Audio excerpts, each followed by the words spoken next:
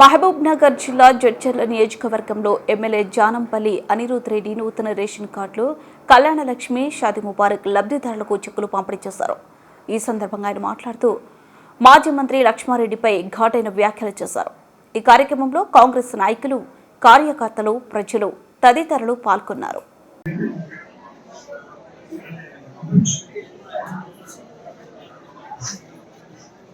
కళ్యాణలక్ష్మి మరియు షాదీ ముబారక్ తర్వాత కొత్త ఎన్నికల పంపిణీ కార్యక్రమానికి చేస్తున్న మన పెద్ద ఎమ్మెల్యే గారి జిల్లా ఎమ్మెల్యే గారికి మిగతా అందరి ప్రజాప్రతినిధులకి స్వాగతం సుస్వాగతం.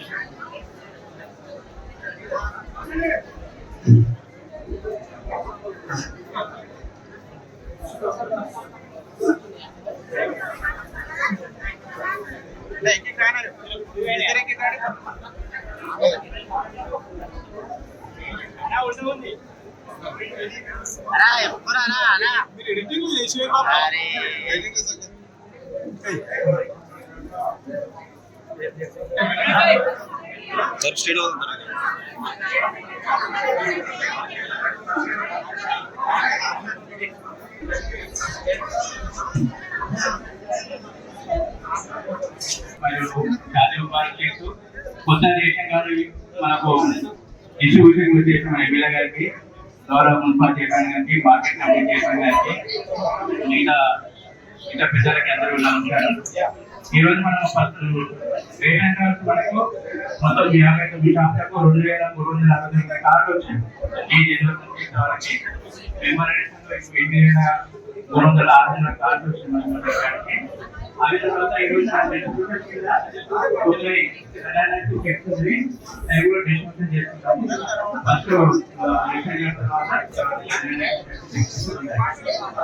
మన ఎమ్మెల్యే అనిరుద్ రెడ్డి గారికి మరొకసారి నమస్కారములు. ఈ లేడీస్ అందరికీ, ప్రతి ఒక్కరికి, కాంగ్రెస్ నాయకులకి అందరికీ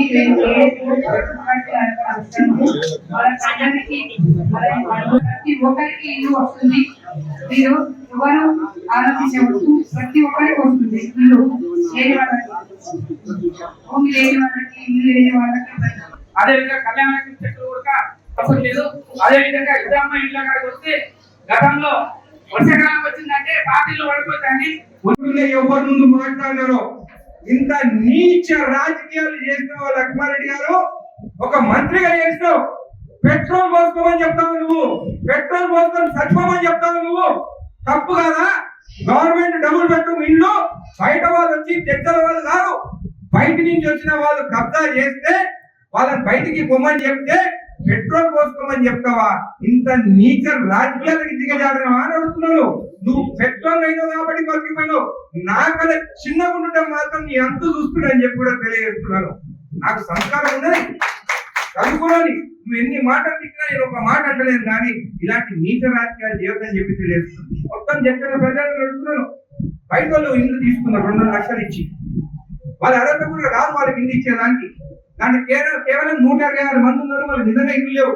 వాళ్ళకి ఆ రూమ్ లో ఇల్లు డబుల్ బెడ్రూమ్ అలాట్ చేస్తాం, కానీ కావాలని చెప్పి అమ్ముకొని బయట వాళ్ళు ఎక్కడో వనపడుకోరు, ఎక్కడో బయట వాళ్ళు వచ్చి కబ్జా చేస్తుంటే నువ్వు చూస్తూ చూస్తున్నావు అని చెప్పి అడుగుతున్నావు. ఈ రోజు నేను బయటికి పంపించాలంటే పెట్రోల్ పోసుకొని రావమంటున్నావు. అంటే నీ రాజకీయాల కోసము పేదవాళ్ళని బలి తీసుకోవాలనుకుంటున్నావా? ఎట్టి పరిస్థితిలో ఇల్లు రావాల్సిన వాళ్ళకి అక్కడ ఇల్లు వస్తే, ఎవరైతే దొంగతనంగా అక్కడ ఇల్లు తీసుకోరో వాళ్ళ పైన చట్టపరంగా కేసులు పెడతామో వాళ్ళని బయటికి ఎలగొడతామని చెప్పి కూడా నేను తెలియజేస్తూ, మీ అందరి సహకారం వాళ్ళే ఇతర నియోజకవర్గాల వల్ల ఇలాంటి చిన్న రాజకీయాలు చేసే వాళ్ళని తరిమి కొట్టాలని చెప్పి మీకు తెలియజేస్తూ ధన్యవాదాలు.